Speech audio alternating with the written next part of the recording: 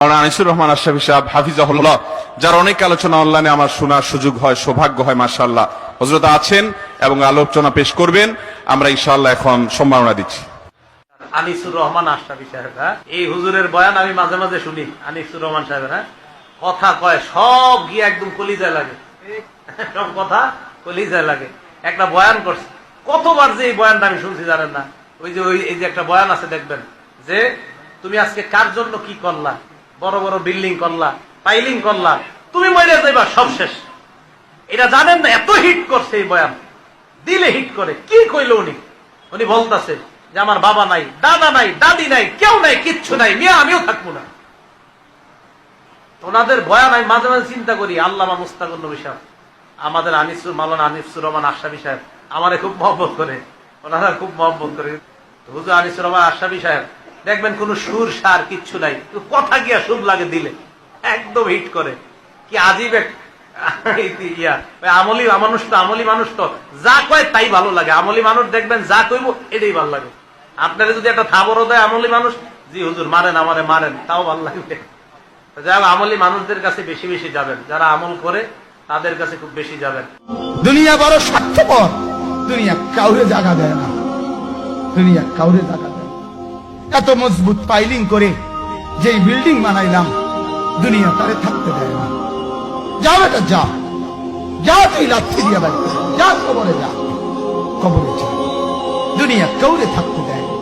দুনিয়া কত ক্ষমতা ধরকে মাটির নিচে ফেলায় দিছে, দুনিয়া কত সম্পদ আলাকে মাটির নিচে ফেলে দিছে, দুনিয়া কত সুন্দরী নারীকে মাটির নিচে ফেলায় দিছে, মাটির সাথে রেজা রেজা করে ফেলছে। আজ আর চেহারা নাই, আজ আর রূপ নাই, আজ আর যৌবন নাই, আজ আর ক্ষমতা নাই। এমন বাদশা ছিল পৃথিবীতে যার হাতের আঙ্গুলের ইশারায় মানুষের গর্দান উড়াইয়া দিত, যার হাতের ইশারায় উঠতো মানুষ, বসতো মানুষ। আজ বাদশারা নাই, আজ সম্পদওয়ালারা নাই, আজ মালওয়ালারা নাই। দুনিয়া কাউরে থাকতে দেয় না, কাউরে না দোস্ত, কাউরে দেয় না। দুনিয়া দাদারে আমার থাকতে দেয় নাই। আমার দাদারে আমি দেখছি, আজ আমার দাদা নাই। আমার নানারে আমি দেখছি, আমার নানা নাই। আমার দাদিরে আমি দেখছি, আমার দাদি নাই। আমার নানিরে আমি দেখছি, আমার নানি নাই। আমার বাবারে আমি দেখছি, 14 লক্ষ টাকা বাবার পেনশনের আমি সব ডাক্তারের পিছনে খরচ করে ফেলছি, বাড়ির ফসলের জমি বিক্রি করে ফেলছি। আমার বাপ যেন না মরে বারবার বারবার হসপিটালে নিছি, কিন্তু দুনিয়া আমার বাপকে থাকতে দেয় না। আমার বাপ কবরে চলে গেছে, দুনিয়া কাউরে থাকতে দেয় না, কাউরে না, কাউরে না, কাউরে না, কাউরে না। আমার বাপ দুনিয়া কাউরে থাকতে দেয় না। তুমি থাকবা না, তুমি থাকবা না। দুনিয়ার ধোকায় পড়ো না বাপ, দুনিয়ার ধোকায় পড়ো না। মাকে বুঝা, আজ মারা বেসামাল হয়ে গেছে, আজ বোনেরা বেসামাল হয়ে গেছে, বেপর্দার উৎসব তুলে দিছে। এটা যেন আল্লাহর সাথে যুদ্ধ করছে। আল্লাহ করো না, না তুমি আরো কিছু দাও, আমরা বেপরদিগি ছাড়বো না। যুবক ছেলেগুলো যেন বলতেছে, আল্লাহ তুমি করোনা দেওয়ার চাই দাও, অশ্লীল ছবি দেখা, ফেসবুকে নর্তকী দেখা আমরা ছাড়বো না। দেখি তুমি কি করতে পারো, তুমি যা করার করো।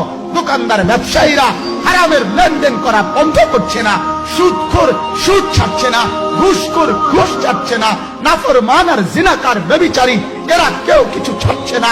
বেহায়ার বেপর্দা নারী তার অশ্লীলতার বেহায়াপনা ছাড়ছে না। মুসলমান তার ঘরে টেলিভিশনের নর্তকীর আওয়াজ তো বন্ধ করছে না। হায় করোনা কিভাবে যাবে, আযাব কিভাবে যাবে বলেন, বলেন, বলেন আপনারা। আমার বাপ ফেরাউনের উপরে তো আযাব এতদিন ছিল না, নমরুদের উপরে আযাব এতদিন ছিল না, সাদ্দাদের উপরে আযাব এতদিন ছিল না, কারুনের উপরে আযাব এতদিন ছিল না, লূত আলাইহিস সালামের কওমের উপরে আযাব এতদিন ছিল না, হুদ আলাইহিস সালামের কওমের উপরে আযাব এতদিন ছিল না, নূহ আলাইহিস সালামের কওমের উপরে এতদিন আযাব ছিল না। আজ আমরা মালিককে এই পরিমাণ নারাজ করছি, মালিক এত বেশি নারাজ। আজ 1 বছর হয়ে গেছে, 1 বছরের চাইতে বেশি হয়ে গেছে, কই করোনার মহামারীর আযাব তো যাচ্ছে না, গেছে গা। মানে আমাদের লক্ষ লক্ষ বাচ্চার পড়ালেখা বন্ধ, এরা নষ্ট হওয়ার চূড়ান্ত পর্যায়ে পৌঁছে গেছে। মোবাইল এদেরকে শেষ করে দিছে। লক্ষ লক্ষ ছেলে। গতকালকে এক মা আমার আত্মীয় ফোন দিয়া বলতেছে, সকাল 10টায় বাচ্চাটা ঘর থেকে মোবাইল লইয়া বাইর হইছে, রাতের 10টায় মা তারে ফোন দিয়া বলছে, বাপ ঘরে আসতি না, ভাত খাইতি না। বাচ্চা তারে বলতেছে, তোমার অসুবিধা কি, তোমার সমস্যা কি? মা কথা বইলা কায়দা দিছে যে শোনেন হুজুর, হুজুর দোয়া করো,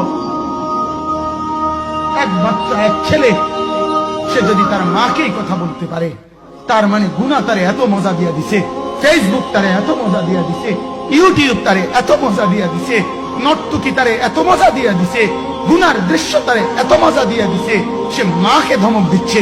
রাত 10টা বাজলে কি হইছে, রাতের 3টা পর্যন্ত দেখলে তোমার সমস্যা কি? আমার আখিরাত আমি নষ্ট করলে তোমার অসুবিধা কি? আমার জাহান্নাম আমি ঠিক করে নিলে তোমার সমস্যা কি? আহ আহ আহ আল্লাহ আমাদেরকে মাফ করো।